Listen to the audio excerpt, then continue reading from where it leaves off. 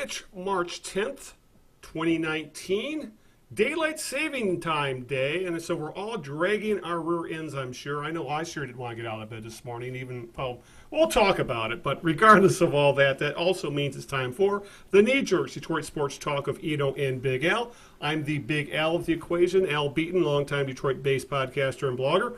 Join me, as always, to talk about all things Detroit sports is Greg Eno. Jack of all trades, I like to call him. He's a master of everything. Greg, what's new? Well, at least you didn't say that I'm a master of none. I had to catch myself. That's what I was waiting for. I am Greg, from my Out of Bounds WordPress blog. You can read me there. You can read my hockey and Red Wing stuff at the Winged Wheeler, also a WordPress blog. You can follow me on Twitter at Greg Eno. Follow the Knee Jerks on Twitter at the Knee Jerks, and our Facebook page is facebook.com/the Knee Jerks. We were not with you 2 weeks ago. Our last program was way back on February 10th when we interviewed. Had the good fortune to talk to Eli Zared and Bob Page. That was a lot of fun, and I guess we got so tired from doing that we didn't do the show on the 24th. Yeah. But we're back here. Yeah, they are exhausting, aren't they? Yeah, they really are. I mean, that was a tough one to keep track of, but that was a lot of fun. And we're here with you here on the 10th. No guests tonight, just Al and me, just Al and I pontificating on sports. We've got, as usual, a full slate of topics, as you can imagine, not having been with you for a month. But I do want to let Al, we're going to follow Eli Zaret's advice and do how you can find the podcast later. Let's get right to the show. Yeah, let's go right to the show. But before we get right to the show, though, we have to do a game we like to call Whose Birthday Is It, Maestro? Everybody knows how we play this game by now. I'll give Al a clue or two or three of an individual whose birthday is today in the world of sports. And if Al can correctly guess that person within the first two clues, he'll win a Longines Symphonette watch. Longines, okay, yes. Yeah. That's big stuff. Hey, better than a Timex that takes a licking and keeps on ticking. So, or Boulevard. Okay. This person, Al, made his name in football, professional football. He was born on this date in 1965, so he's 54 years old today. He has made quite a name for himself both on the field and has done some stuff in football after his playing career. He is, I should say, a Hall of Famer. And I will tell you as a player, and I will also tell you that he, both in the Pro Football Hall of Fame and the College Football Hall of Fame, believe it or not, and I will tell you he played on defense. And I will tell you that he is a Super Bowl champion and 11-time Pro Bowler. So he said born in 55, played football, put him in his 60s, which... no, he's 54 today. 54 today. I'm sorry, that's right. 11-time Pro Bowler, both Halls of Fame. Defense, and on defense. Let's see.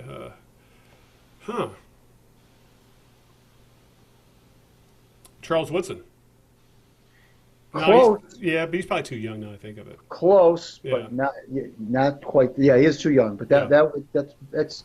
And I'm in the extraordinary close. What's that? I'm headed in the right direction then. Very much so. Absolutely, for sure. So we'll wait for clue number two. All right. With that, we have a lot to go and a lot to cover, and we're kind of limited on time tonight. We had some technical difficulties getting this underway, so we have to hit the ground running. We're going to definitely talk Red Wings and the death of Ted Lindsay. Tigers have made some moves, the Lions have made some moves, and the Pistons are white hot. We'll try to get to all that, so let's start with what really was the big story in town this past week, Greg. That was the death of Red Wings and NHL legend Ted Lindsay, who was 93 years old, and he just seemed like one of those guys who was just always there whenever there was any sort of Red Wings festivity, alumni stuff, game, whatever. He would turn up on Red Wings telecasts occasionally, and he was just always there and always seemed to be doing really, really well. So he kind of dropped out of the public picture maybe in the last year or so, but he was 93 years old, died this past week. And it really caught me off guard because I hadn't really heard much about him being in any type of, dealing with health issues or anything like that other than his age. Because, he was still, up to like his 91 or so, he was still working out at the Red Wings facility. It was amazing. But Lindsay was obviously one of the best players of all time. I think he was voted as one of the NHL's top 100 players ever. Obviously, he's a Red Wing great, part of the production line of Sid Abel and Gordie Howe. Won 4 Stanley Cups with the Wings, and of course, which people tended to forget about, but did come up quite a bit with his death, is that he was a leader in the labor movement, player labor, in that he was the, along with Doug Harvey, I believe, of Montreal, he tried to get the first players union or players association started in the NHL. It was ultimately, let's just say it ended up costing him his career for the Red Wings, as a very vindictive Jack Adams traded him to the dregs of the league at the time, which was the Blackhawks. That's where he ultimately was going to finish his career, but then he came back to play 1 year for the Wings, lead them to the playoffs in 1964, then he retired. But he really was a legendary player, legendary when it came to being an advocate for the players, and he was very well known for being his philanthropy. He was involved with raising money for autism, obviously a player advocate, and I don't think anybody from players to fans to anybody who ever met the man had a bad thing to say about him, Greg. So it really was a very sad day for Hockeytown with the death of Ted Lindsay, who really he really was a legend in all manners of the term. He's one of those men, Al, that it seems like every fan has some sort of a personal story about him. It kind of reminds me of Ernie Harwell. Everybody has an Ernie Harwell story, where they met him, ran into him, maybe saw him at the ballpark, saw him at an airport, saw him at a restaurant or something, and saw him spring training, anywhere, and had some sort of personal story to share. Always a very positive story about how gracious and nice he was, and I get the same feeling with Ted Lindsay as this happened last Monday. So we've had almost a week now to have all these stories start to come out, and so many regular fans, just regular people who weren't involved with the media, who had nothing to do with the NHL in any official manner, just have these stories of having met Ted Lindsay, or having been in his presence somewhere, and somehow interacted with him, and that's you don't always get that with celebrities, if you will, or in this case retired athletes, and so that struck me is how many people had a personal connection to him, and I did as well. I was very good fortune of meeting him on several occasions, and even moderated a hockey roundtable with he and I and Johnny Wilson and Sean Burr about 12, 13 years ago, and that was a lot of fun. And we talked about hockey today versus hockey in the old days, and unfortunately all three of those gentlemen are dead now, including Sean Burr. Ted was, when you package it all together, Al, you mentioned the labor thing, and you mentioned how good of a player he was, and you mentioned the connection to the fans, you mentioned which we didn't mention, the philanthropy he did, the foundations, the giving of his time and his money, and staying connected to the team. I remember when Mike Babcock left the Red Wings, and he held like a mini impromptu press conference. He was showing people, the press, all the different things he had found in his desk as he was cleaning it out. Right. He found a photograph of he and Steve Yzerman and Ted Lindsay, and he didn't call Ted Lindsay Ted. He called him Mr. Lindsay. Yeah. Because that was just the way. That was just the aura that he exuded. And but people, I was listening to Bob. Speaking of Bob Page and Neil Eisner, I was listening to their podcast last week shortly after Ted's death, and they brought up an interesting point, and that point was that, well, Bob brought it up. He said, I'm not sure that Ted Lindsay, the type of game that Ted played, would be even allowed in the NHL, first of all, in this day and age. And secondly, it probably wouldn't be very effective. But back in his day, I tell you, there was nobody. He used to like to say that I was 5'8" 8, but when I put the skates on, it was 6'5". You Yeah. know, it was a different story when he put on the skates. But just a fierce. He used to tell Gordie Howe, remind Gordie Howe, always remember who's on the ice with you. That famous Lou Fontanato destruction of Lou Fontanato that Gordie Howe made of the Giants, the Rangers. Tough guy back in the late 50s, was born out of something that Ted Lindsay had taught Gordie. Gordie said that Ted always told me, always remember who's on the ice with you at all times. And he said, I remember there was a scuffle behind the net that did not involve Lou Fontanato. And I remember, Gordie said, I remember Ted telling me, be careful who's, and Ted wasn't even on the Red Wings at the time. Right. Remember who's on the ice with you. And Gordie said, I remember that Fontanato was on the ice, and Fontanato and Gordie had a little rivalry going on. And sure enough, in the corner, peripheral vision, Gordie saw Fontanato coming at him, right at a cheap shot of him, essentially. Right. And Gordie just turned around and hit him in that famous photo of Fontanato's face, which is just completely, his nose is just on the side of his face. And because Gordie remembered that Fontanato was on the ice and thought that Fontanato might make a move, which he did, and Gordie was ready, and the rest is history. Yeah. So, Ted was, obviously not so much a success as a general manager or a coach, but neither was aggressive hockey is back in town. I remember that was late 70s, if I remember correctly. Yeah. So it was just a sad thing. I'm like you. I didn't really realize until after I found out that he passed away that I hadn't seen Ted in the public eye for a couple of years. But like you said, he was working out at Joe Louis Arena way into his 80s. Always stopping by, and one of those guys that even though it's irrational to think this way, you never really think he's ever going to die. Yeah, exactly. That's exactly what I told Linda, the girlfriend. I said, when she found, because she's a huge Wings fan as well, and that's what I told her. He just felt like one of those guys who was just always going to be there. Right. And it's kind of it's kind of the same feeling when I have someone like Al Kaline. Because I hate to say it, Al's not getting any younger. He's probably he's got to be in his 80s at this point as well. So. Yeah, he's 84. Yeah. Yeah, but some of the stories that came out, like the one I didn't know, being in Detroit, you hear a lot of these things. The one I didn't know was that when he didn't attend his own Hall of Fame ceremony, Hockey Hall of Fame ceremony, because at the time there was no women allowed, and so no women or children. So his family couldn't go, so he boycotted it. And the rules changed the next year to allow women and children to attend the Hockey Hall of Fame. And I believe that would have been 1966 or 67. So this is a man who, if he believed in something, he backed it up with action, not just words. That came to the union, came to pretty much everything he did. And again, at that union thing, Al, as you know, kind of drove a wedge between he and Gordie Howe, a number of years.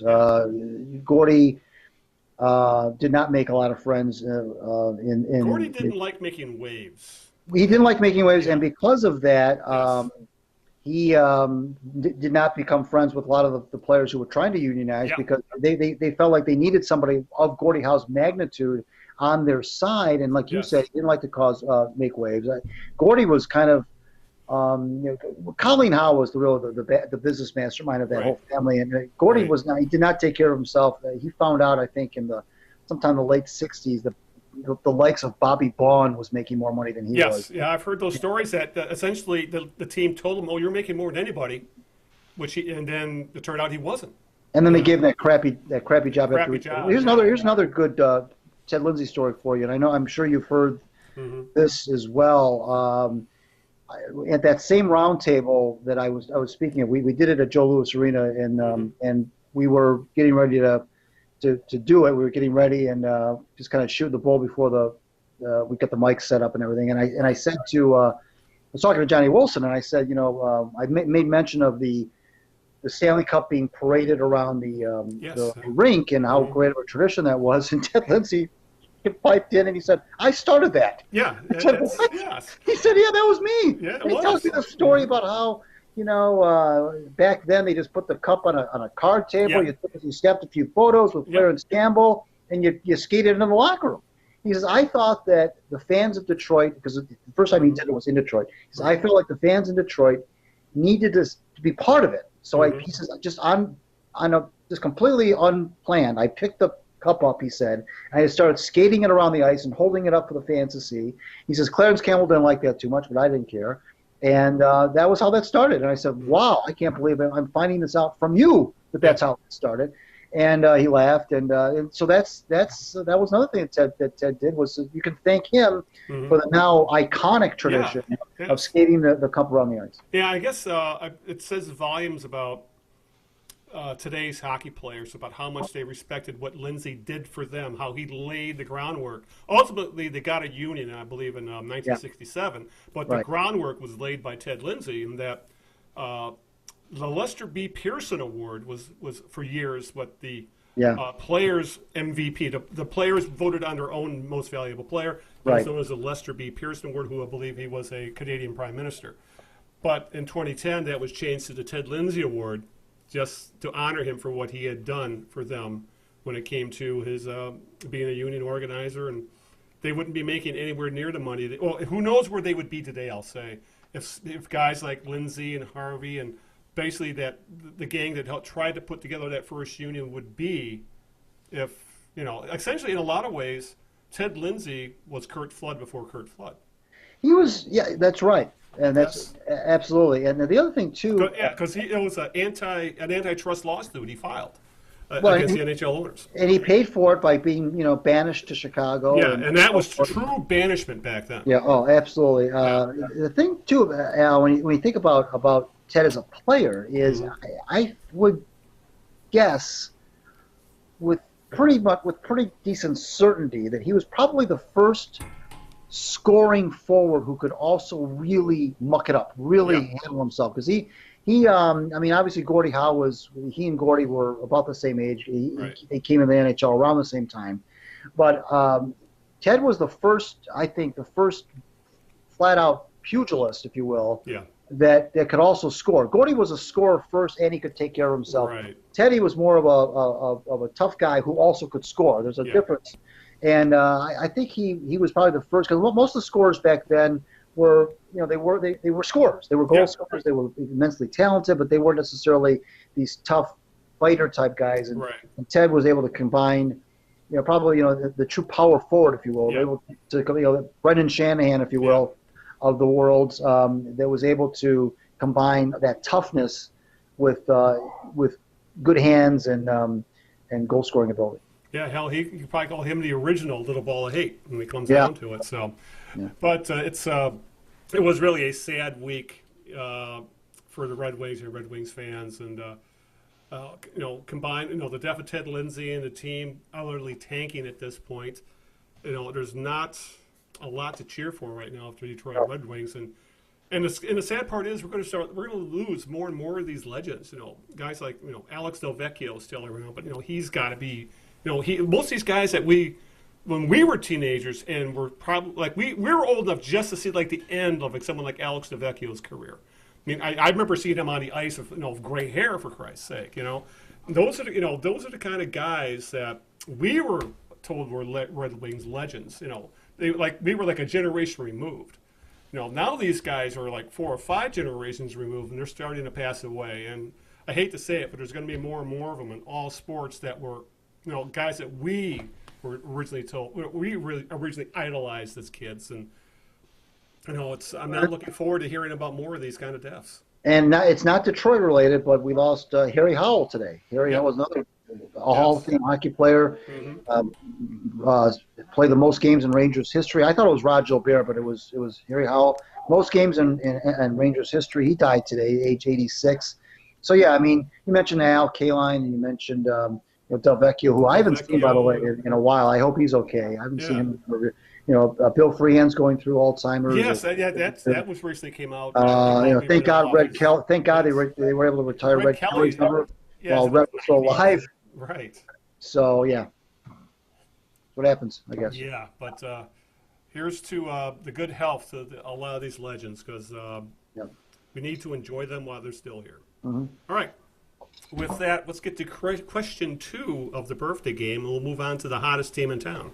Well, this person, like I said, Al, made his career in football, born in 1965, played defense, Hall of Famer, Played in 2 Super Bowls, won one of them.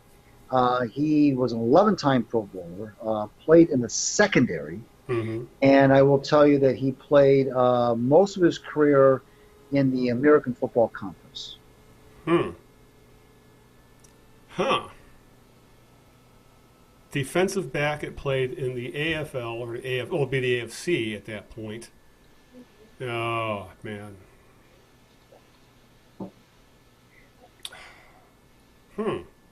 How about no? Again, some of these names that are coming up are either too young or too old. Because like I was gonna. No, that's. I'm drawing a blank. Because I was gonna say someone like Jack Tatum, but he's too old. Yeah, it's too old. Yeah. So. Good Lord, a defensive back played mainly in the AFC.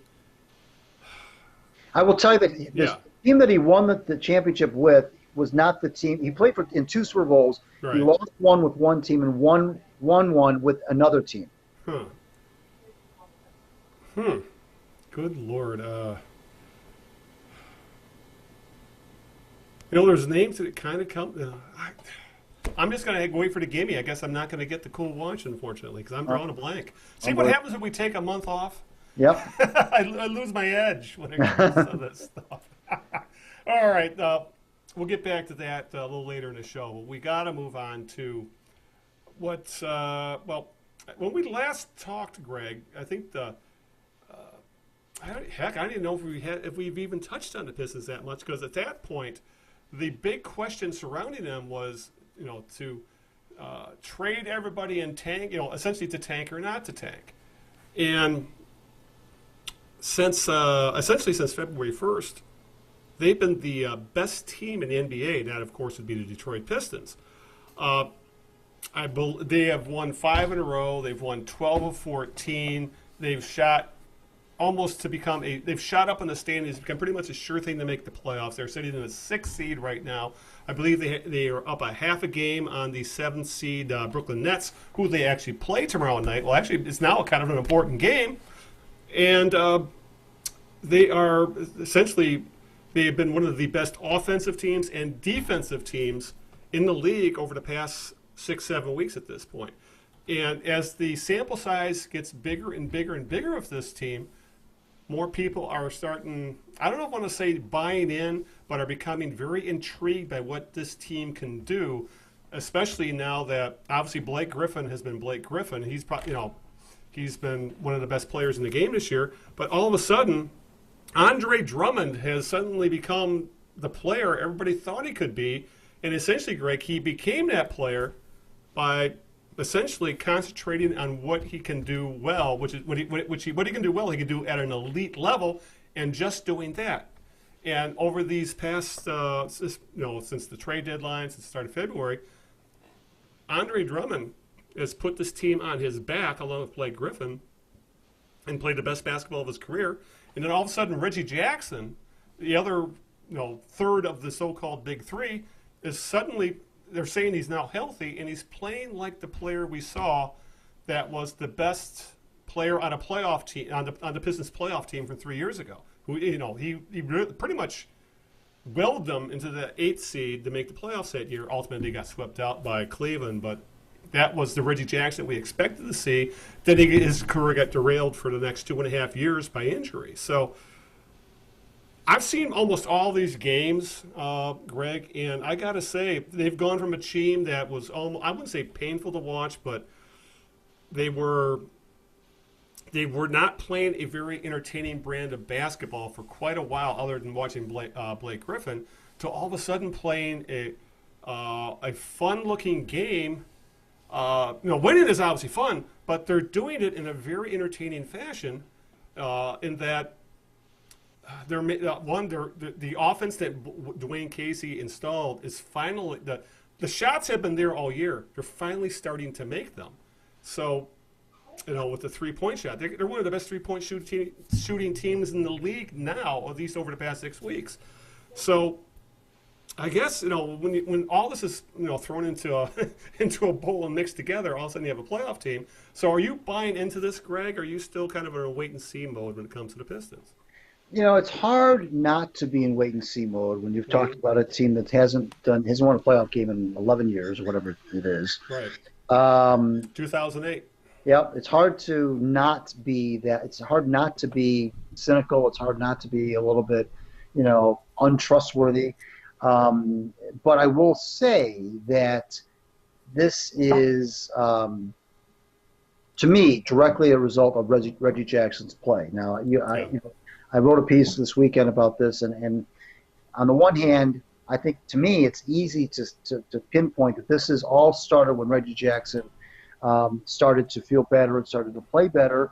It also coincided with that when they blew that 25-point lead of the Clippers home, and then they won on an 11-2 run, no, 12-2 run. Right. And the reason why I mentioned that is because of two things: not only Reggie Jackson, but Dwayne Casey. And I posited that under Stan Van Gundy, the Stan Van Gundy Pistons would not have gone on a 12-2 tear after blowing a 25-point lead. And I think that what I'm trying to say is I'm starting to realize now why Dwayne Casey is such a good coach and why he was the coach of the year last year. Because the thing I like about the way he's handled himself this year is he's been very consistent in his behavior. He's been very consistent in his messaging. He's been stoic for the most part. He hasn't taken the stand. I mentioned in my piece that Stan would talk about his players as if he was somebody calling into sports talk radio. He would not hesitate. And sometimes you can say, well, bravo for him for making people being held accountable. But in the NBA, you can't. That has a short shelf life. You can't do that forever. And Dwayne Casey, has just kind of stayed the course, and he's got Reggie Jackson believing in himself, and he's got Reggie Jackson playing some of the best basketball of his Detroit time. But the reason why I'm still a little bit concerned is because this team revolves, I think, so much around Reggie Jackson. Reggie Jackson has not proven to be a model of health, and B, he can go off the rails a little bit sometimes. So to me, he's a volatile player in that regard. If the Pistons are going to put their eggs in his basket, and I think you have to put your eggs in his basket, because I don't think if he's playing poorly, the Pistons are going to do well, despite Blake and Andre. I think that can make you nervous if you're a Pistons fan. You never know when Reggie's going to go sideways, or if he's going to all of a sudden pop something or in his legs, or something weird's going to happen. But for right now, they're playing and they're scoring a ton of points, and they're hitting three-pointers like crazy. And the game that couldn't shoot straight about a month ago is all of a sudden, aces. You mentioned Kennard. Galloway is amazing. Galloway he's been crazy over the past few games. And Ellington, the guy they picked up, is starting, taking over for Reggie Bullock, and he's playing darn well as a sharpshooter as well. The other thing too, Al, about the timing of this revival is it also happened right around the time they made those trades. And they traded Bullock, and they traded Stanley Johnson, and it's almost like that those were moves more about, I wrote about it in my piece, was more about the subtraction than it was the addition. But the guys like Thonmaker, who the big man they brought in, he's been pretty good, and getting rid of those guys, and usually when the Pistons get rid of people, it doesn't always work out to their benefit. But so far, that getting rid of Bullock and who have been playing okay, and Johnson, who've been an enigma, it seems that seems also to have, I'm not sure if it's relaxed the team or if it's, I don't know what it's done, but getting rid of those guys, and maybe it's made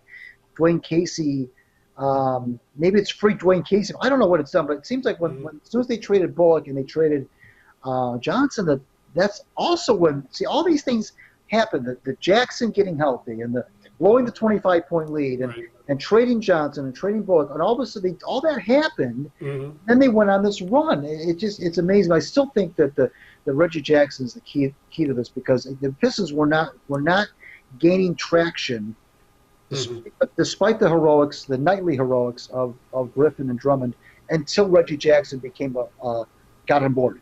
Yeah, and one of the things to also bring up is that it probably took Jackson a while to get acclimated to Casey's offense, because he was no longer the primary ball handler, especially with Blake Griffin around.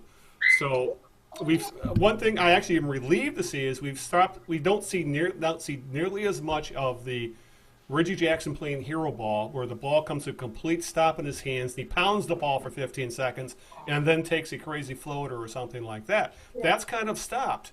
He's become a much more efficient player under Dwayne Casey's offense, and it helps because you got Blake Griffin around to take care of some of the ball handling, and for that matter, Ish Smith and Luke Kennard, who also handle the ball quite a bit and are helping to spread the floor. But one thing I need to bring up is obviously Blake Griffin. Doesn't it seem like Blake Griffin? He's coming from. He was a superstar in college at Oklahoma, and he was a number one draft pick. Went to L.A. with the Clippers. It was this big time Hollywood guy. Yet he's come to Detroit, and it really feels like Blake Griffin embodies what fans expect Detroit basketball to be, the Pistons hoops to be. He plays hard, he plays tough, he plays smart. He really plays since he's lost some of his athleticism, he's become a bit more of a blue collar player. But in doing that, he's become, I think, a more versatile player and probably a more valuable player because he does a little bit of everything now. And in a lot of ways, the Pistons are taking his lead. He essentially, over this year, it's no longer Reggie Jackson's and Andre Drummond's team. It's Blake Griffin's team. And I think that's showing in how this team is starting to play and how Griffin's playing.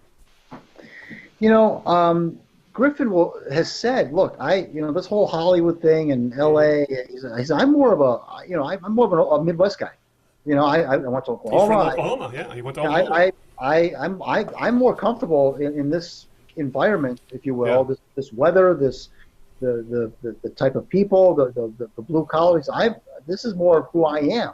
Yeah. This whole idea that I'm Hollywood. I know he's got a burgeoning comedy career. Yeah, and he's been in movies and television. Yeah, that's fine, but I think that's more because he was out there. Yeah, he was out there, and so. I think he's a of course he's healthy. Let's face it, he's healthy for the first chance. Health is so much of everything in sports. We talked about Reggie Jackson and Blake has been as healthy this year as he's been in years, and it's shown.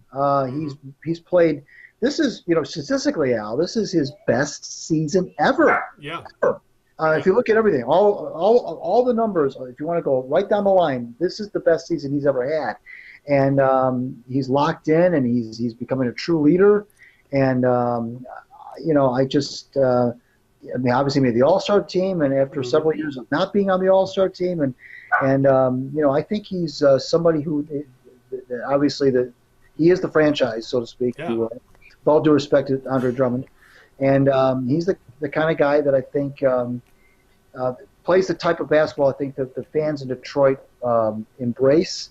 And it would be fun to see what they could do in the playoffs because I think they'll get there. Yeah. It's and it looks like they're going to be a 6 seed, and I'm just hoping it ends up being Indiana, who I think they match up pretty well with, especially with them. They're short one of their best players, rather than someone like Philadelphia, who they don't match up well with because of Joel Embiid. But getting back to your addition by subtraction, with the trade of Johnson and Bullock, for all people that really liked what Bullock did, I think this trade has proven, especially now that he's essentially been replaced in the lineup by Galloway and Ellington, is that you can have a player of his skill level and not overpay for it. He's going to get a decent contract this coming year, but he's also the kind of player in today's NBA that I won't say are a dime a dozen, but they're easy enough to find. It's kind of like a corner outfielder who can hit in baseball. There's guys are everywhere. You just need to find the right one, and you don't overpay for them. So that opened up minutes for those two, obviously, and then of course Luke Kennard has starting to play like a guy who was drafted in the lottery, because since the trade deadline and those minutes opened up by getting rid of specifically, I'd say Stanley Johnson, because Stanley Johnson was literally a one-dimensional player. He was a defender who couldn't shoot, and that really clogged up the offense. since Kennard has gone in, he's playing. I've been watching a lot of these games. Kennard is now finishing games. He's not starting games. He's essentially become their sixth man. But since that trade, he's averaging 28 minutes a game. He's shooting 52% from the floor and 50% from three. He's not going to stay at those, specifically the 50% from three, but I can easily see him being a 42% guy from three in his career. He's that good of a shooter. And really, that's what Casey's offense needed. Especially when you got the two big guys in there, because he's often playing with, especially at the end of games, with Blake Griffin and Andre Drummond.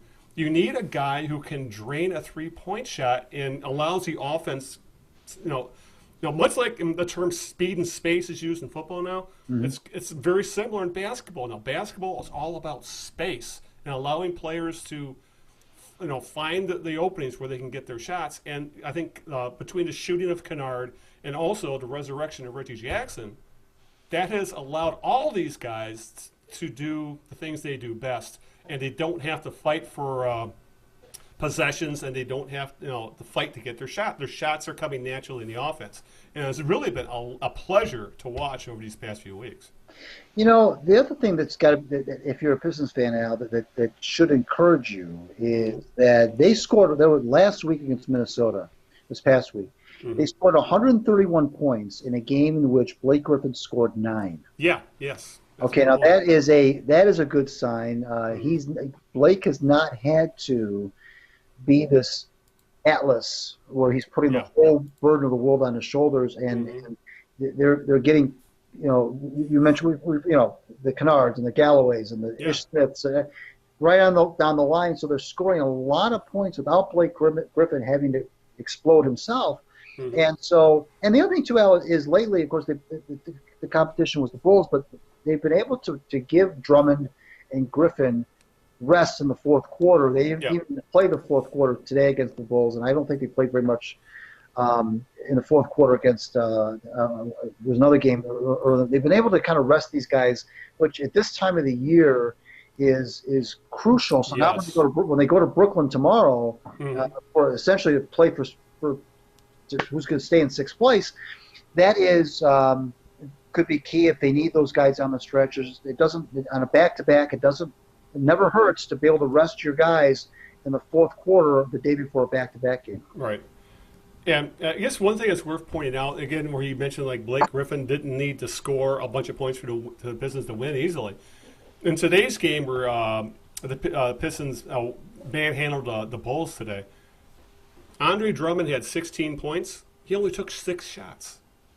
And he was 6 from the field. Right. And that is because that means when he's shooting that kind of when Andre Drummond is that efficient, that means he's getting almost all of the shots in the paint.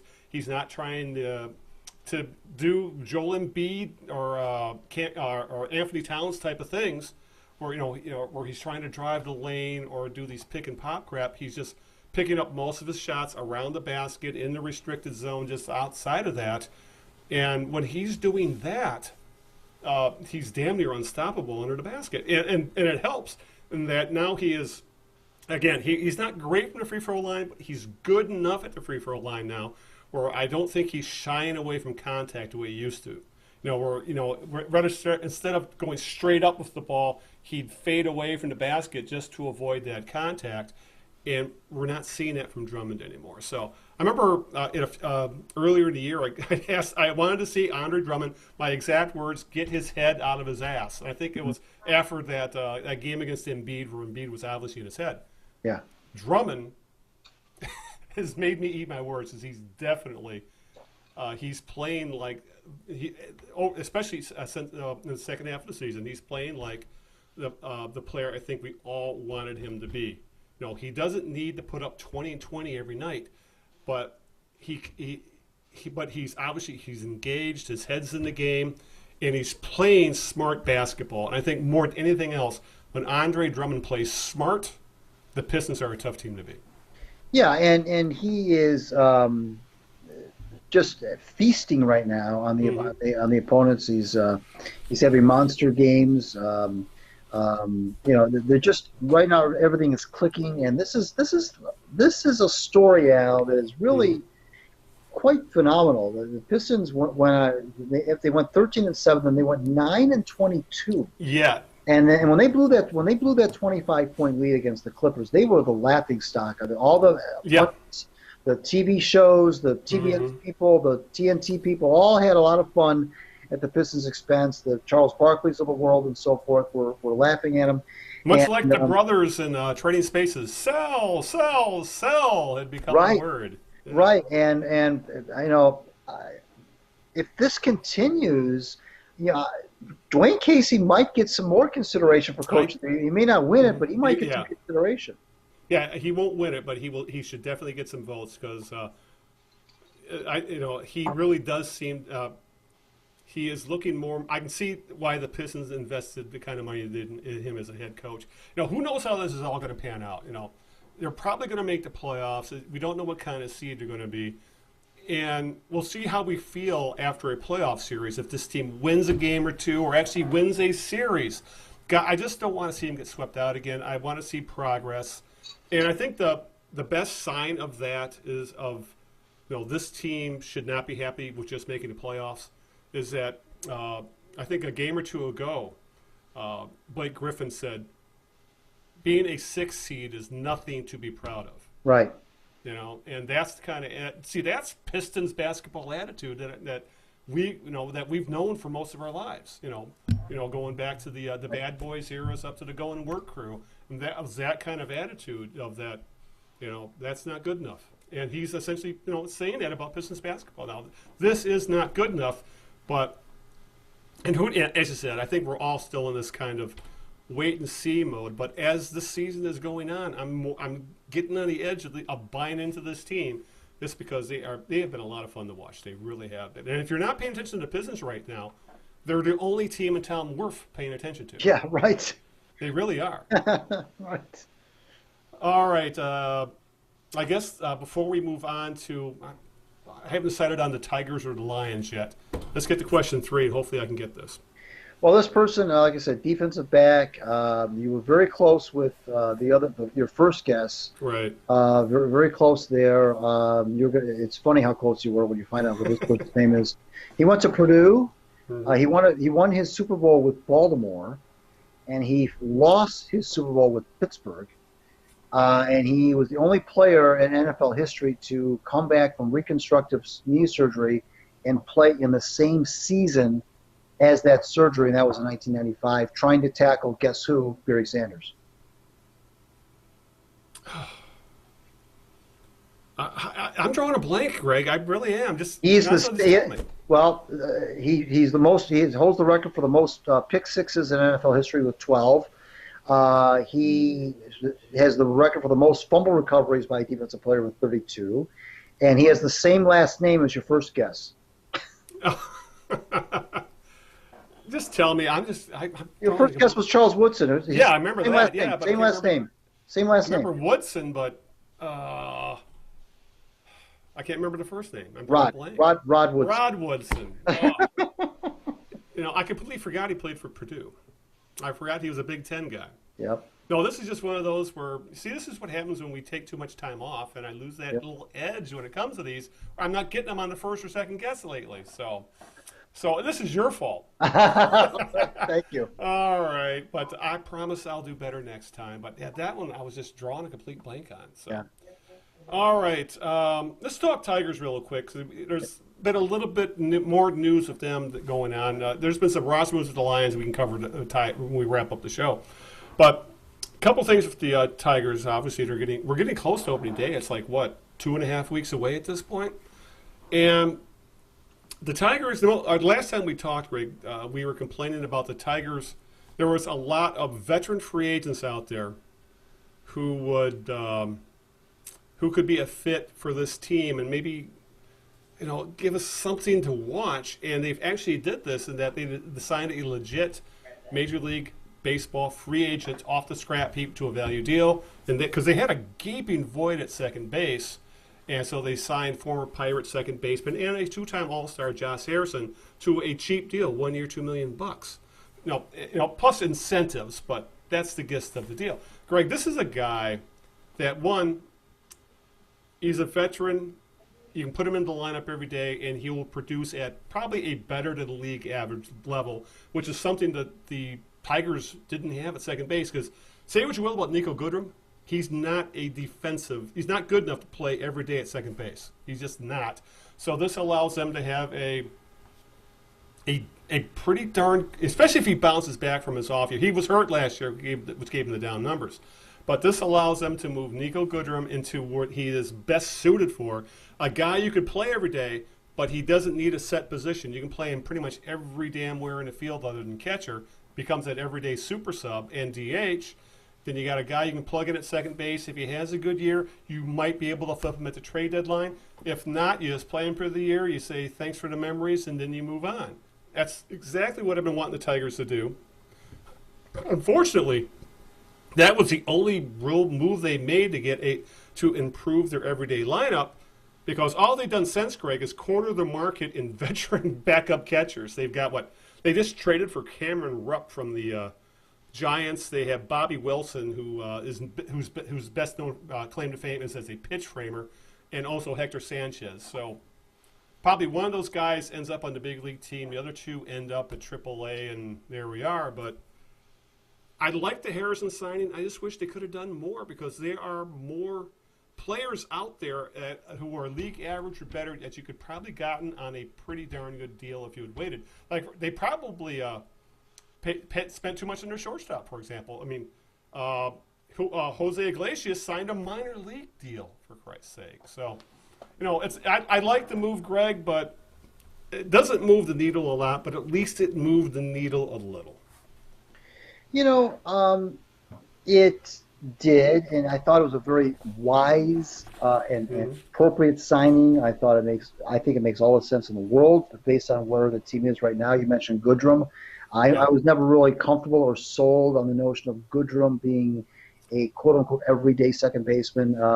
I need to see more than just what I saw last year to really make me feel like this guy's going to be a big league player. I mean, he seems to have the goods to be able to do that. But and he's tearing it up in spring training right now. But you're right. We just have a small sample size of one season of Nico Goodrum right now. Yeah, so I was a little uncomfortable with giving him that kind of playing time, although I understood it was kind of born out of necessity based on where the roster was, the way the roster was made up. So to bring Harrison in, I think obviously settles that position down and puts Goodrum back into his role of a utility guy. Mm-hmm. And I like that better. But we've talked about this before. I really think that the Tigers could be missing out on a window of opportunity here that is, to me, it's very plain to see that while the Indians will probably go into the season as the prohibitive favorites to win the division, this is going to be a team that's going to win. They're not going to. The Indians are 80. They're probably a little over 500 team. 87 wins, 88, 89. Yeah, if that. I think you might be being generous. They'd only win that many games because they played a damn Central. Right, and I know the White Sox are better. I look at the Royals. I look at the Twins. I just think that I'm afraid that the Tigers are wasting an opportunity to accelerate their rebuild here and maybe do some things that would be a little bit more impactful, and then the Harrison signing but on the other hand, I know it's easier said than done. I understand that, but I just feel like they have although they have some problems with the rotation now. We're going to talk about Fulmer in a second and Norris and so forth, but I just wonder if I look at those teams. I look at the White Sox. I look at the Royals, and I look at the Twins. I don't see anybody close to Miguel Cabrera on their roster. One,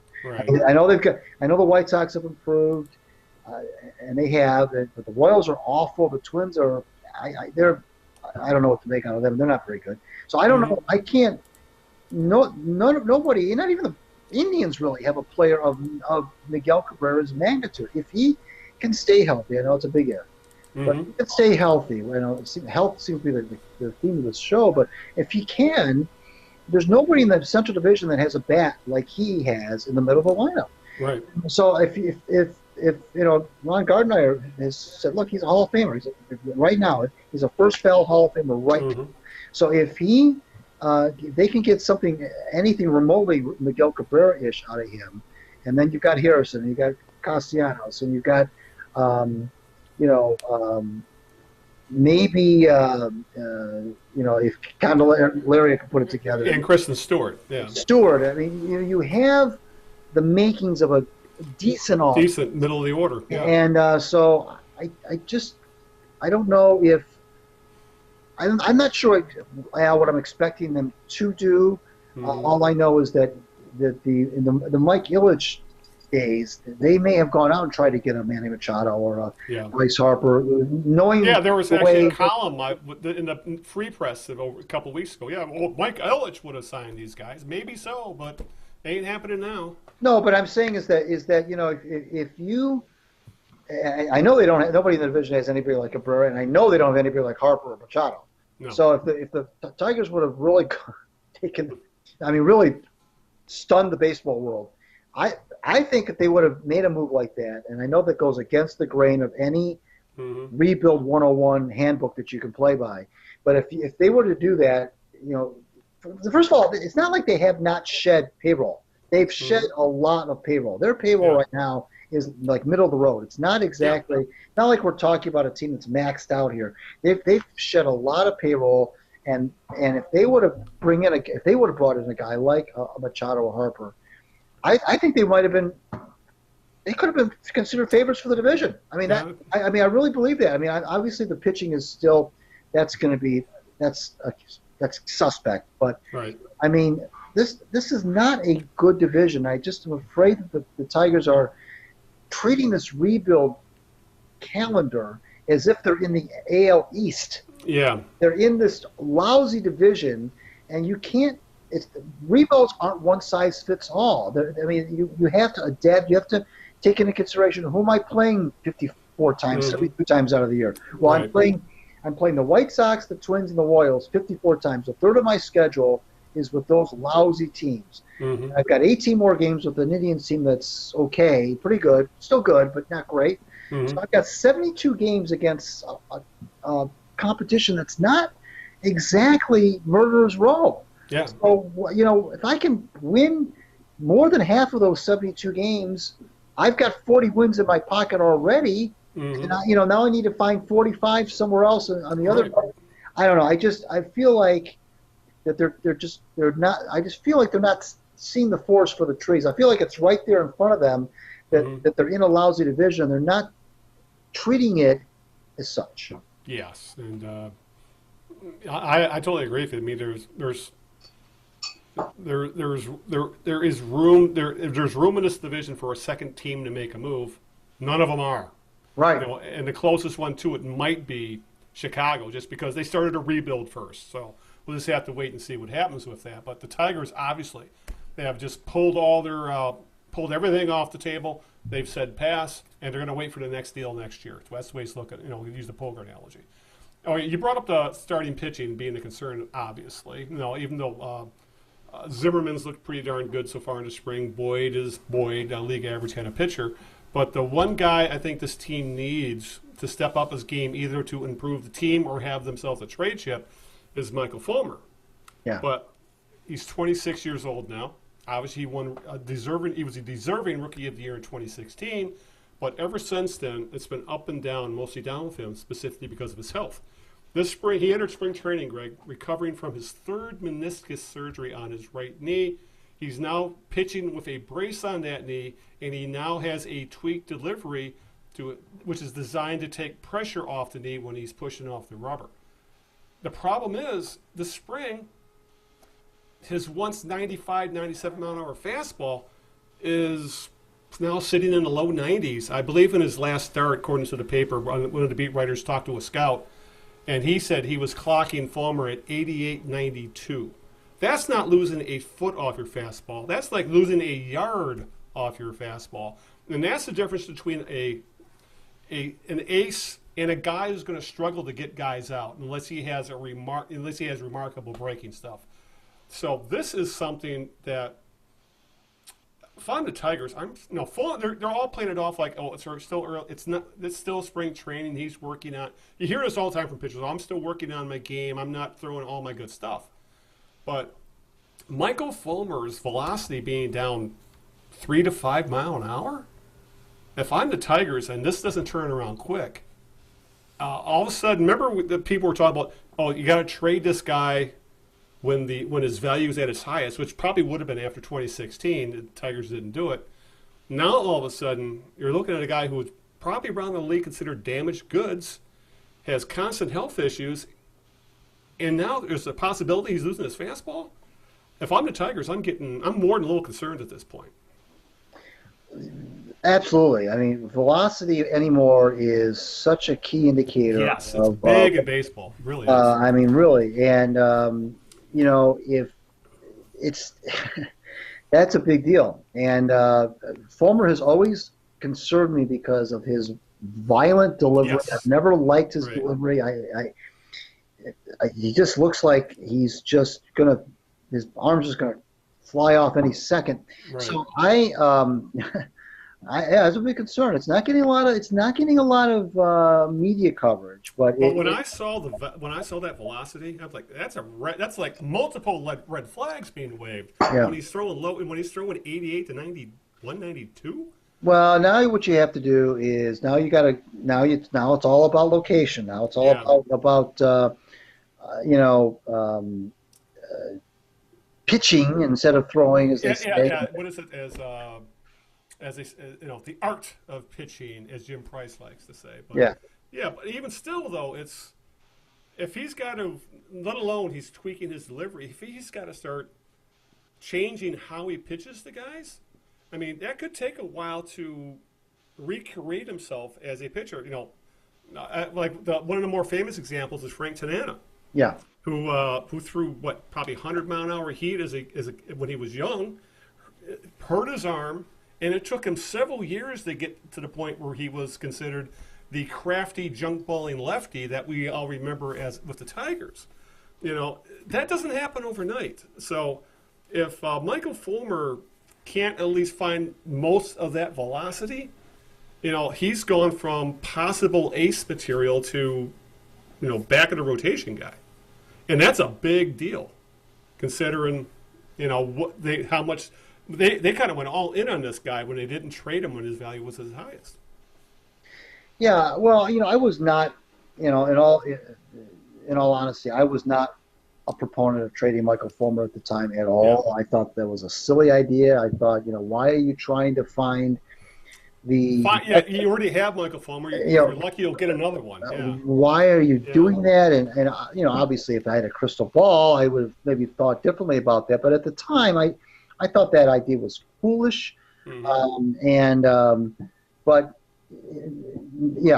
that's the Fulmer thing is it's kind of being canceled out by the supposed resurgence here of revival, if you will, of Jordan Zimmerman. Zimmerman, right? Who's again, here we go with health again. He's healthy. He feels great.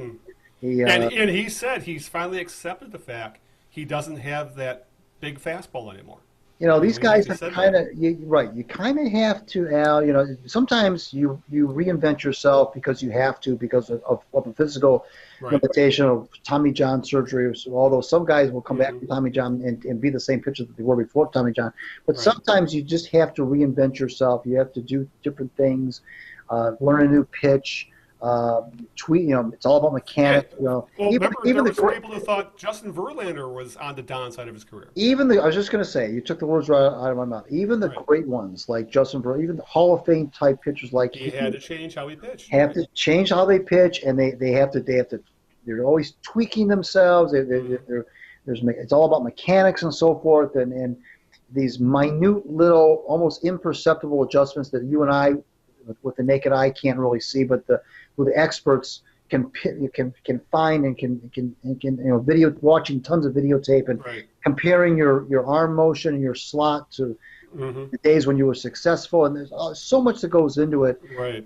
It's not just taking them on every fifth day, and so the Fulmer thing is, and not only that, Al, beyond just it being a concern for the Tigers this year, it would really be a sour ending to what appeared was looking to be a really good story when he won Rookie of the Year in 2016, and coming over from the Mets and.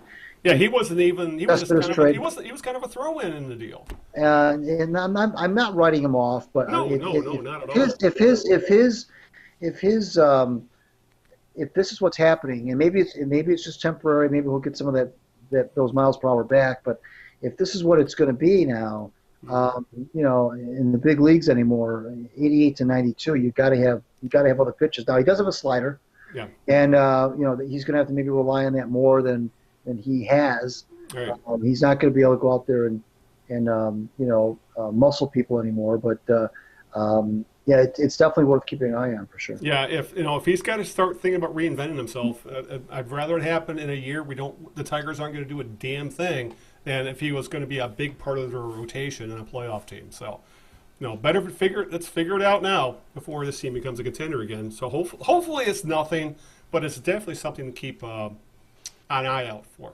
I want to bring something up, Greg, that came out tonight before came out after I sent you the show notes. Is Nick Castellanos before the season, and we talked about this. He told the Tigers he wanted to trade. I want to play for a team that wants to win now. And we've talked about how Al Avila said no one wants you, essentially, or is willing to give us a package that's worthwhile trading you. We're better off keeping you.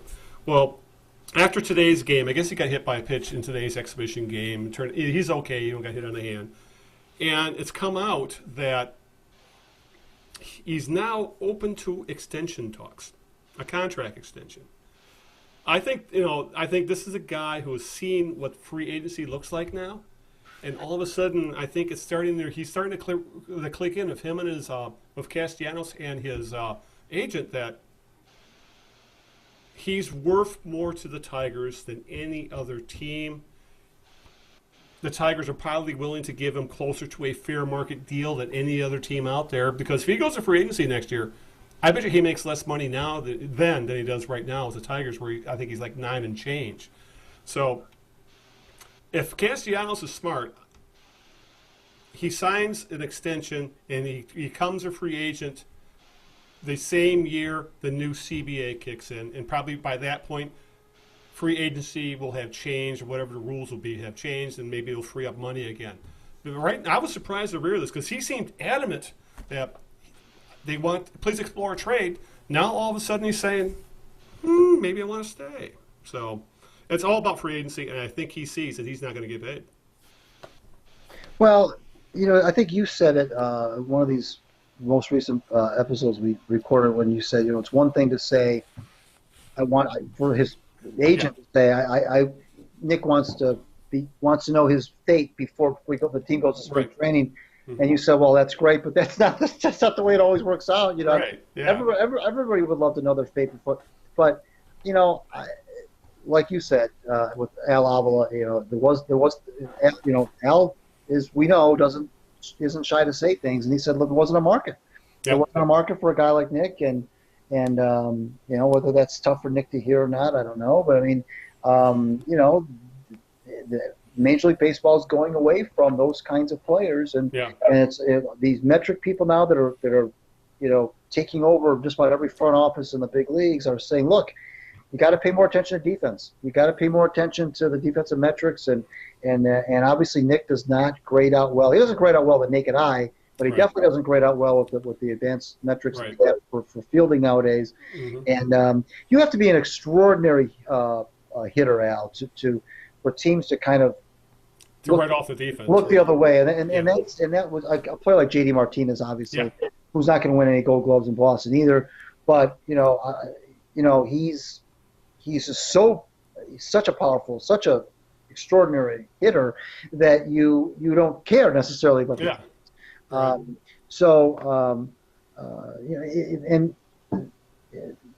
You can always DH him, of course, if you have to, and. But I feel bad for Nick defensively because he came up as a third baseman, then they shifted him to left field briefly, they put him back at third base. Now he's a right field. They talked about putting him in first base, they really haven't given him a lot of time to, he was really working really hard to be a good third baseman. But Brad Ausmus would always, replace him defensively late in games, which did not help his confidence. And Brad was doing that even when the Tigers weren't really competing. Right. And where maybe it would have behooved Nick maybe to be left in games instead of being removed for defensive purposes. And to remove a kid for defensive purposes when he's 24, 25 years old, it does not do him any favors from a developmental stage. It really doesn't. It's like a basketball player saying to a guy you're trying to develop into a 3-point shooter and say, well, look, we're not going to let you shoot 3-pointers the last 5 minutes of the game. I mean, that's not going to do anything for his confidence. I mean, that's a blatant distrust of that individual's defense. And Brad would do that when the Tigers weren't even really playing any big games. So I don't know what that didn't do Nick any favors. And of course now then that became moot because they moved him to right field, and you just don't put somebody in right field and expect them to be. Very few players can just move from position. Pete Rose could do it. Pete wasn't a great defensive player, but he could play these different positions with some respectability because he was athletic enough to do it and he wanted to do it. But you can't just take a guy and take him from third base and put him in right field and not expect there to be mistakes and blown routes to balls and the other things that are going to make you look bad out there. But you got to give the kid some time to get better and he's not good enough of a hitter to make up for that defense. Right. Yeah. It's one of those. In a different era, he's getting paid a lot more. But like I said, in an era where analytics are essentially running front offices now, he's just not an analytics darling. He might bring intangibles and he can hit, but you got to be able to do more than that today, especially if you want to get paid. And we'll see. And as I said, I think he's more valuable to the Tigers. As a veteran, he brings intangibles to the Tigers that he would not bring to another team. So I can see why he might be more valuable to the Tigers right now than anybody else. And the Tigers would probably be willing to give him a close to market value contract. And I think that would work for both parties. And hopefully the Tigers starting to contend by the time that contract's nearing its end. So we'll see what happens. But it was still a surprise to hear it. All right, before we wrap it up, Greg, we got to touch on the Lions because free agency in the NFL starts this Wednesday at 4 p.m., a few days from now. And Bob Quinn has been busy over the past week, Lions GM. He has carved out a significant amount of cap space by waiving some starters, but that also means now there's some more holes to fill on this team. First off, actually, I think about 2 weeks ago, Glover Quinn, the longtime starting safety for the Lions, was waived. I don't think anybody was surprised by that because odds are he's likely not. He's done in football. He's probably going to retire from everything that's being said about him. Probably. Everybody thought this might be a restructure, but it turned out to be an outright cut. That was starting right guard T.J. Lang, who was one of their big splash free agent signings from a couple years ago, but he just never could stay healthy. He was probably their best offensive lineman when healthy, but he was never healthy. That was the problem. So they cut that between, I think, like $6 or $7 million for Quinn, $9 million for Lang. And then today, starting number 2 cornerback, the starter across from Darius Slay, Devin Lawson was cut today, which I believe cut another $4 or $5 million off the cap. Essentially, over the past couple of weeks, Bob Quinn has cleared more than $20 million in salary, which now gives the Lions a good $45 million in cap space going into free agency. Rumored that there could be another guy or two cut. I think the name being thrown out and about right now would be, let's see, I'm thinking, God. Who's the backup running back? I'm all of a sudden drawing a blank. Theo Riddick. Theo Riddick, yes, because I think he's a $4 million cap hit, and Riddick has become less and less productive over the last couple years. And who knows if he's going to fit into this new offense? So between the draft and free agency, Greg, all of a sudden there's a lot of holes on a team that a couple years ago nearly missed the playoffs and was 9-7 2 years in a row, blah, blah, blah. But, they need an edge rusher. They need a starting cornerback. They need a new guard to replace Lang. They're gonna get another running back to pair of Kerryon Johnson. They need a slot receiver to replace Golden Tate. I mean, they rebuild the entire tight end unit. This all of a sudden, Greg. I think we've touched on this before. But when you're seeing stuff like this is starting to look more like a rebuild than anything else. Well, that, or they're clearing the books to make significant moves in free agency. Yeah. They're clearing space financially to have lots of money to spend. Like Trey Flowers is the Patriots being thrown out there, and there's a few other guys out there that would fit pretty well. Right, and so that may be what this is all about. That they're Well, let me ask you this: you think some of these guys were also some of the guys that weren't buying into the "quote-unquote" Patriot way? Well, you know what? I mean, I don't know about that. I first of all, TJ. I think Quinn. I think you might be able to put in that range because there was talk that after he was cut, he actually admitted that he asked to be cut last year, and the Lions wouldn't do it. Well, let's quickly look at these guys. I don't think it's really a mystery why they were cut. To be honest with you, Lang. He not healthy. Right. Pure and simple. Quinn just didn't play well. I mean, let's face it. He had a great. It looked like he aged. Right, overnight. Overnight. He had a great 2017, one of the best seasons I've seen a safety have in Detroit, and he just completely fell off the map. Yeah, he played at an All-Pro level for a few years. So that didn't surprise me, and that move didn't surprise me. And then the thing with Lawson, well. I mean, Lawson's not. He's played 50. I think he's got the modern record for most games played by a quarterback without an interception. Right. He grades out well if you use some of the. He grades out well in coverage, but he doesn't make plays on the ball. Right, and that's what Bob Quinn wants. He wants playmakers, right? And so these guys that were cut out, I don't know that you can really. I don't know if any of them are really just. They are jaw-droppingly shocking that they were cut. No. So I think that they're either I'm not going to buy the rebuild thing after the reason why they fired Jim Caldwell and brought in Matt Patricia. I think this is to set up some sort of major dollars they're going to start spending here on other people from outside the organization, which scares me a little because that doesn't always work. But I don't think they're doing this just to become. I don't think it's rebuild. I think they're doing this with the idea that they're going to spend some money for agency. They want to be as far below the cap as they can. Right. They want to save as many hits on the 2019 cap as they can, so they can indeed make some moves. Flowers or whoever you want to talk about is when the number of players, of course, there's always going to be a lot of players talked about now. But the free agent season officially starts on Wednesday. We'll see what happens. But I think that this is a combination of guys that just didn't play well, guys who were hurt, and guys that just weren't didn't fit. Yeah. Right. I don't think there's anything nefarious or something weird going on here. I think this is just a matter of that's what it was, and it ended up clearing out all this cap space.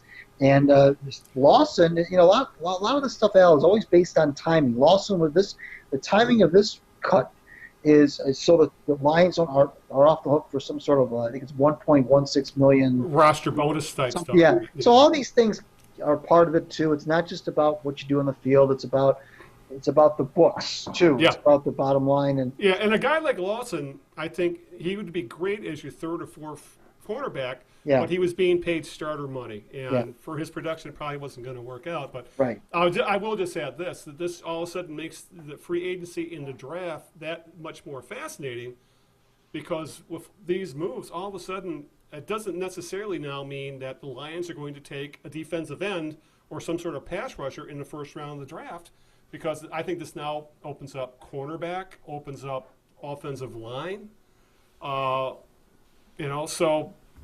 All of a sudden, I think it was almost assumed. I mean, it was like assumed that the Lions were going to take the best available defensive lineman that was available at the number 8 spot.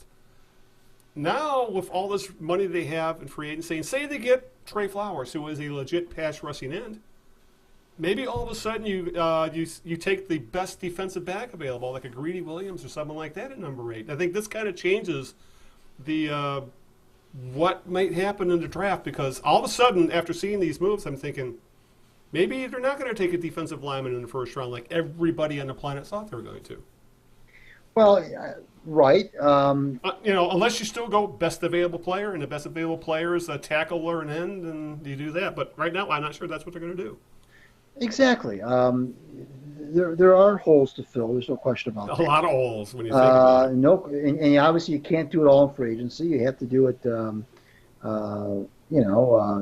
the draft, and you have to do it through trades and whatever. Well, or developing the players that are on your roster. Yeah, that's another thing that people tend to forget about. Maybe they're thinking Jamal Agnew is going to recover from his knee injury, and he'll step into a number 2 or number 3 cornerback spot, stuff like that. You're right. Sometimes we tend to forget about development of guys that are already on the roster. So I think that's maybe what they're hoping at safety, for example. The guys on the roster right now will step up in the place of Glover Quinn. Big shoes to fill, but still, they may have internal options. But I'm far more intrigued now about what might happen after seeing these cuts, though. I really am. Yeah, it makes things a little bit more interesting. It's not so cut and dried anymore. It really isn't, especially when it comes to the draft. But you know what? Back to the Lawson thing. It's the thing that does make me a little bit concerned is that Bob Quinn is not jumping off the Tease Tabor train. Yeah, good point. That's a little bit. But hey, I will defer to him because he obviously knows way more about pro football than I do. But Tease has had 2 seasons now and hasn't really. So couldn't even get on the field. We'll see. Maybe his. But Al, either guy's got the speed or he doesn't have the speed to play that position, and you don't get faster. Yeah. It's not like we're going to draft him. We're going to teach him to be fast. Yeah. That's not how it works. And so right. That's been the knock on Tease is that he just doesn't have the quickness to be a starting cornerback in the NFL. And now, with this move with Lawson, it apparently is going to give him more playing time. Mm-hmm. And hey, you know what? They'll go to mini camp and they'll go to training camp this summer, and he'll have a chance he'll either play well enough to make the team or he won't play well enough to make the team. But I just think I really do think that these moves, these cuts, are the precursor to some sort of a major spend on the free agent side. Which I'm sure we'll be able to talk about on the next podcast, because in 2 weeks from now, we'll have a far better idea of what's going on. So if the Lions are going to make some splash signings, it's going to happen it's going to happen Wednesday, Thursday. So We'll have a lot to talk about. All right, with that, Greg, who's your jerk of the week? This is kind of a little bit of a esoteric one here. I'm going to go with the folks. I don't know if you caught this last week. Rasheed Wallace was named coach of Jordan High School in Durham, North Carolina. I heard about that. And which raised some eyebrows, of course. First of all, that a former NBA player and assistant coach would coach high school basketball. But the jerk, I'm not going to give the jerk of the week to him. I'm going to give the jerk of the week to the people who just came out and just trashed the move. Yeah. No less than Larry Brown had to come out. I think he talked to the Free Press and said, these people who are criticizing Rasheed Wallace don't have a clue about what this guy's all about. He played for me. I know him well from he having been in North Carolina, of course. Larry Brown's a North Carolina guy. He says, I'm here to tell you that people don't have any clue about what kind of guy this is and how good of a coach I think he's going to be, and how he always played the game the right way. He didn't care if he scored 25 points and got 15 rebounds, or scored 5 points, got 2 rebounds. As long as we won, he helped the community. He's a people person. He's a family man. And he says people who are just looking at his, explosive, volatile, with the technical fouls and everything, don't understand how good of a coach I think he's going to be for these kids in high school in Durham. And so I'm just going to give the jerk of the week to these people who just, make these wise-ass remarks without even, taking any sort of consideration as to trying to break down the move and why it might have been a good move, and just immediately go into making fun of it and go into wisecrack mode and all these jokes about technical fouls. And then one guy said, the job of the conference officials in that high school conference just got more difficult and all. I know it's low-hanging fruit to do that, but, how about taking the other stance and say, writing a story that says, where the angle is, You might think that Rasheed Wallace would be is an odd choice to be a high school coach, but here's why it is a good. Why not take that approach instead of the low-hanging fruit of making all these jokes about his technical fouls and how, as if he's going to go down there and coach high school basketball and be the same kind of volatile personality in a high school situation with these kids, 15, 16, 17-year-old kids, as he was in the NBA. I mean, it's just. So I kudos to Larry Brown for coming out in his defense. And my jerk of the week of these people they just make these. They're more about making the wisecracks, and than they are trying to write anything insightful. Yeah, it's. I've never heard a teammate have a bad thing to say about Rasheed Wallace. And I don't think you'll have anybody in Detroit say a bad thing about Rasheed Wallace because, if you watched him play every day, you saw how smart of a ball player he really was. Right. He was a great fundamental ball player. Unfortunately, his personality overshadowed that, at least when it came to his national perception. All right, I'm going for a bit of an oddball one this week, too. And today's Piston game started at noon Eastern Daylight Time, Right. which it meant that the which meant that the Chicago Bulls were coming off playing the second game of a back-to-back, I believe, and essentially their body going by their body clock. That was a 10 a.m. start, or for the Pistons as well, 11 a.m. start. That's ridiculous. Who in their right mind in the NBA scheduling office thought it was a good idea to schedule a noon game on the first day, on the day the clocks changed? That's absolutely ridiculous. It's not fair to either team. It was especially not fair to Chicago, coming from the Central Time Zone, and it was absolutely. I think you kind of saw how that game started. There was how throughout the game you could tell Chicago really didn't have it. And I think that time change and everything else involved with it really affected them, and it was very unfair to them. It was unfair to everybody involved to have a noon Sunday game on the day the clocks change. I mean, I could go an entire rant about we don't need to switch the clocks anymore. We need to pick standard time and daylight savings time and call it, and that's that. But regardless of that, to schedule the game at the time they did today, someone was utterly and completely brain dead in the NBA front office. So that whoever made that schedule is my jerk of the week. That's a good call. Everybody knows when daylight savings time is, and that's a weird one. I couldn't agree with you more. All right, let's wrap this puppy up. So I guess I will start by if you want to listen to the show, where you can find us on, of course, iTunes. Search for the Knee Jerks, Eno and Big Al. We are on Stitcher, which is available on every single possible device you can have out there. You can listen to Stitcher on Android. You can listen to it on iOS. You can listen to it in a computer browser. Just go to Stitcher.com. You can look for us, again, the Knee Jerks, Eno and Big Al. You can go to the mothership, which would be the kneejerks.net. That takes you right to our podcast. Oh, thank you. For some reason, Echo was talking there. But if you go to the kneejerks.net, that will take you right to our podcast page. You can directly download the show from there. And, of course, you can find us online. We have our Knee Jerks fan page on Facebook. We have the kneejerks.us, which is the blog. And is there anything I'm forgetting? I don't think so. I don't think so. Oh, and YouTube. Oh, yeah. Of course. And, of course, YouTube. How can I forget YouTube? So, of course, you can see our aging mugs on YouTube when our devices allow it anyway. Again, on YouTube, search for the Knee Jerks, Eno and Big Al. And, of course, links to all this stuff will be in the show notes. Very good. And you can follow me on Twitter at Greg Eno. Follow the Knee Jerks on Twitter at the Knee Jerks. Read me on my WordPress blog, Out of Bounds, pretty much every week. And read me on when I have something to say about hockey on my Winged Wheeler blog, which is also on WordPress. You can, if you want to, you can reach out to me on LinkedIn. You can feel free to do that as well. I'd be happy to be a connection with you there.